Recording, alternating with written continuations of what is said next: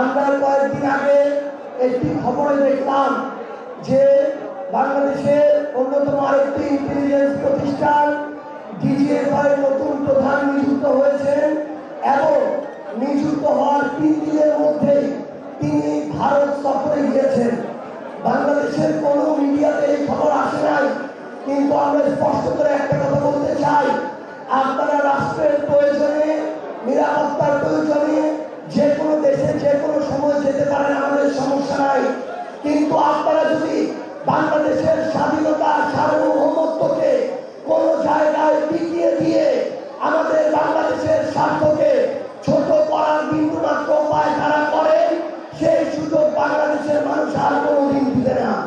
তাই এলো ইনোভার, যেন আপনি লাইফে থাকেন রেডি প্রতিদিন। Innova, designed for now. আমরা স্পষ্ট করে আপনাদেরকে একটি কথা বলতে চাই, আমরা বাংলাদেশের সকল প্রতিষ্ঠানগুলোকে দলীয় তোষামোদী থেকে মুক্ত দেখতে চাই। এই সরকার গঠন করার পর তারা তাদের জায়গা থেকে যেমন বেশ কিছু ভালো উদ্যোগ নিয়েছে, যেমন বর্তমান প্রধানমন্ত্রী জনাব তারেক রহমানের বেশ কিছু উদ্যোগকে আমরা প্রশংসা করতে চাই, একইভাবে বাংলাদেশের গুরুত্বপূর্ণ প্রতিষ্ঠানগুলোকে দলীয়করণ করার যে অপচেষ্টা, এটাকে আমরা আমাদের জায়গা থেকে স্পষ্টভাবে প্রতিবাদ করে রাখলাম।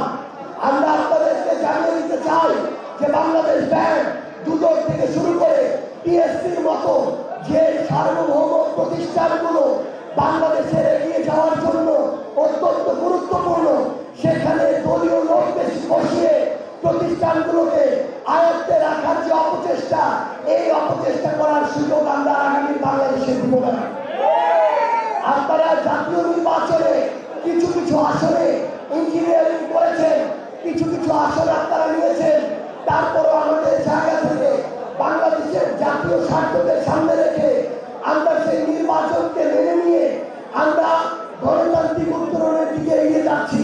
কিন্তু আমরা স্পষ্ট করে বলতে চাই, আগামীতে যে স্থানীয় নির্বাচন আসছে, সিটি কর্পোরেশন থেকে শুরু করে পৌরসভা, উপজেলা থেকে শুরু করে ইউনিয়ন, কোন একটা জায়গায় কেউ যদি ইলেকশন ইঞ্জিনিয়ারিং করার চেষ্টা করে, ভোটকে প্রভাবিত করার চেষ্টা করে, ভোট কেন্দ্র দখলের চেষ্টা করে, যে চেষ্টা করবে সে যত বড় হোক না কেন, তার ওই অপচেষ্টাকে আমরা সেই কালো হাতকে ভেঙে দিব ইনশাআল্লাহ। জনগণের ভোট, জনগণকে সেই ভোটের অধিকার বুঝিয়ে দিতে হবে। কোন দলের সাথে আমাদের সমস্যা নেই।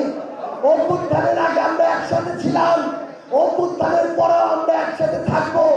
কিন্তু কোন দল, দলীয় পরিচয় হোক আর না হোক, কেউ যদি আমাদের ভোটাধিকার কেড়ে নিতে চায়, ভোটকে প্রভাবিত করতে চায়, ইলেকশন ইঞ্জিনিয়ারিং করতে চায়, সেই সকল ইঞ্জিনিয়ারকে, সকল ইঞ্জিনিয়ারিং এর সর্বশেষ পথ যেটা, সেই পথ দেখিয়ে তাকে বাংলাদেশ ছাড়া করা হবে।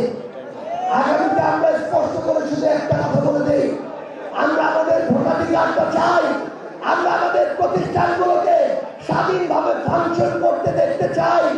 আমরা জনগণ প্রত্যেকটা প্রতিষ্ঠান থেকে আমাদের যে সেবাগুলো, এই সেবাগুলো বিনা টাকায় পাইতে চাই। আওয়ামী লীগের আমলে প্রত্যেকটা অফিসে দলীয় সমিতি নিয়ে ভরে গিয়েছিল। একজন ডাক্তারকেও কর্মচারী সমিতিরা তটস্থ করে রাখতো। আমরা ওই বাংলাদেশ দেখতে চাই না, যে বাংলাদেশে অন্য আরেকটা দলের সমিতি আবার মানুষকে তটস্থ করে রাখবে। পরিশেষে একটা কথা বলে শেষ করব, যারা এর আগে অন্য দল করত, অপরাধী ছিল না, তারা ঠিক মতো থাকুক, আমাদের সমস্যা নাই। কিন্তু ফ্যাসিবাদের যারা প্রমাণিত দোষর, যারা জুলাইয়ের প্রমাণিত বিরোধী, তাদেরকে যদি আপনারা প্রশ্রয় দেন, যেই ফাঁদ আপনারা তৈরি করছেন, ওই ফাঁদে আপনাদের শেষ হবে। আপনাদের সবাইকে আবারও ধন্যবাদ জানিয়ে রাজপথে আপনাদের সাথে আবারও দেখা হবে।